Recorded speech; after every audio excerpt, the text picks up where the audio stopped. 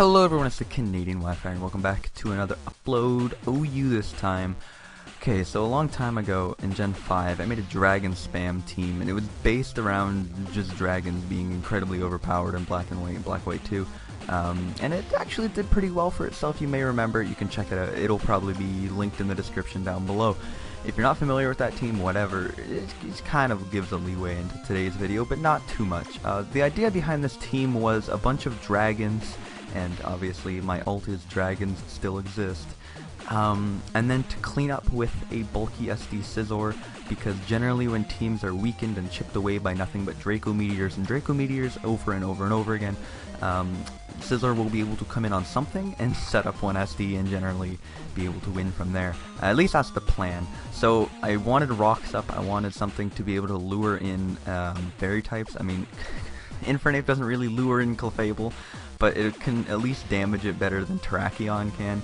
I mean, Terrakion can run Poison Jab, and Infernape here has Focus Sash and Endeavor and Mach Punch. So as a suicide lead, it can prevent rocks with Taunt, it can get up rocks with rocks, and it can Endeavor Mach Punch stuff. So it's actually pretty versatile as a lead. Then I have just Salac SD Chomp as a way to break through Steel types. I believe I have Life Orb Modest Roost Hydreigon with Draco Dark Pulse and Fire Blast? It might be Fire Blast, it might be Flash Cannon, I'm not sure. Then I have Defog Lati with Draco and Healing Wish, and I have just Offensive Latios with HP Fire. HP Fire Latios does a ton of work in just about every game. Is super strong in OU. Regardless, looking at his team, I don't know what the lead is going to be. It could be Terrakion, it could be Heatran, it could be T-Tar, hell, it could even be Sableye. I'm just going to lead with Infernape. If he does end up leading with Sableye, it would be unfortunate, but I do have a switch in Hydreigon, so that's exactly what's going to happen here, as Shadow Wall's not going to do very much at all, obviously, because I resist it. I'm just going to be able to fire off a Life Orb Draco Meteor on the Sableye, and luckily, he goes for a Calm Mind. I'm pretty sure it will still kill at this range, and I'm pretty sure he was scared of it killing from that range, so regardless, I was just going to drop another one, because I mean, it's a Draco, that's what this team does, so I'm just going to go for another one. And I realize now I get a pretty free, nice emphasis there, Richard. I get a pretty free switch into Infernape, and I'm going to go for Taunt over Rocks. A little bit silly on my part. I didn't really have a play, because if he went right back to Sableye, everything would have been bounced back or not affect him. So regardless, I can just go with the Chomp, and he actually switches T-Tar into Chomp, and the way he did that, just alarm bells ringing off. This is Scarftar, so I'm going to go right out into Scizor on it. I'm able to chew the hit and just click Knock Off on the switch, because I assume he's locked into Ice Beam. Goes out to Kieran Black. I assume the only reason you bring in a Kieran Black on a Scizor is if you have HP Fire, so predicting that I'm going to go to Latios, he actually ends up just going for a Fusion Bolt, so that works for me too, as once again, I'm going to fire off a Draco as he goes out in the T-Tar. At this point, I assume he's going to go for Pursuit, right? And if I leave my Latios in, I at least have a chance to live it. He ends up turning out not to be Scarf, so why he switched that in on Garchomp is beyond me. But at this point, I just can't let his Sableye recover for free. As you can see, as long as I can switch my Hydreigon in on his, I just said Clefable, I meant Sableye. But if he's at 71%, he can still die to a Draco. Unfortunately, he makes a nice play foddering a Starmie, which will allow his Sableye to get back up to 100 on a -2 Hydreigon. But it gives me the free switch out of the Garchomp. He's going to Calm Mind on me, and that just basically gives me the game, I'm pretty sure. I don't know if he knew that I was going to be Sub-SD Chomp, but Sub-SD Chomp's pretty fantastic. He actually goes to +2 for some reason, which allows me to get to +4, and at this point I'm just going to sub down to Salac, I believe, or do I misplay?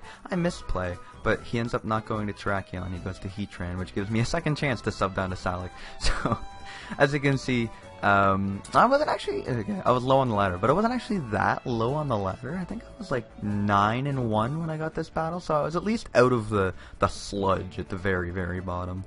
You know the kind of games I'm talking about.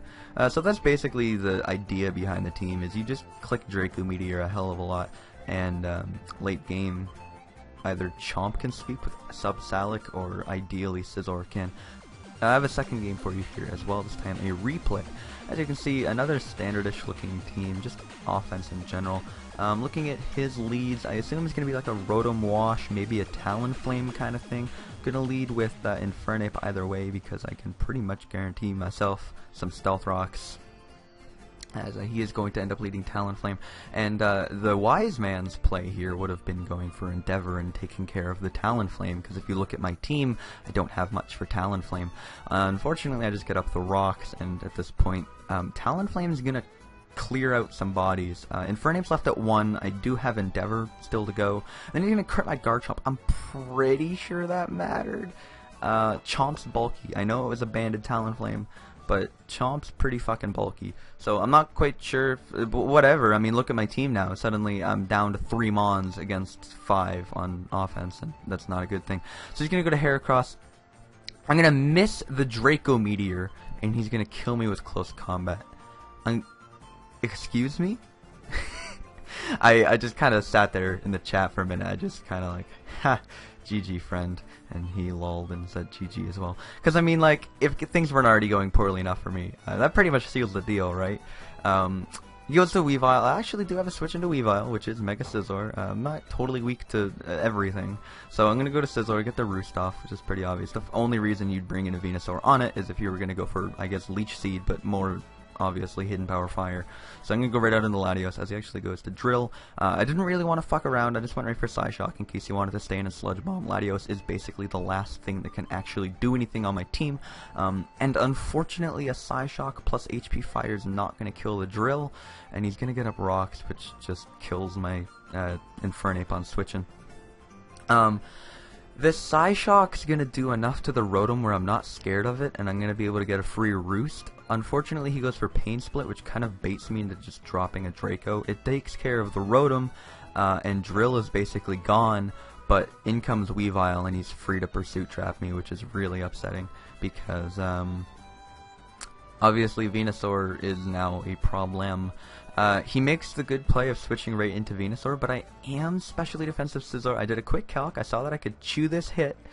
I can get up to +4, and this roll is somewhere around 68 to 80, so I had a decent chance to kill, about a 30% chance to kill, and it gets absolute min. Either that, or he had a lot more bulk than the mixed offense-defense kind of thing. Regardless, just the series of unfortunate events that happened in that game, getting bopped by lead banded Talonflame and then missing a Draco. Because I feel like if I had Hydreigon still in that game, it's unable to be Pursuit Trapped by Weavile, and at the very least, it would have been able to get another kill, which would have either forced him to sack his Drill, so it wouldn't have been able to get up Rocks, which means I'd still have Infernape, or it would have been another Draco on something, which would have been either his Venusaur or Weavile dead. Either way, I would have had a way to win at the end. Regardless, that's just Mons being Mons.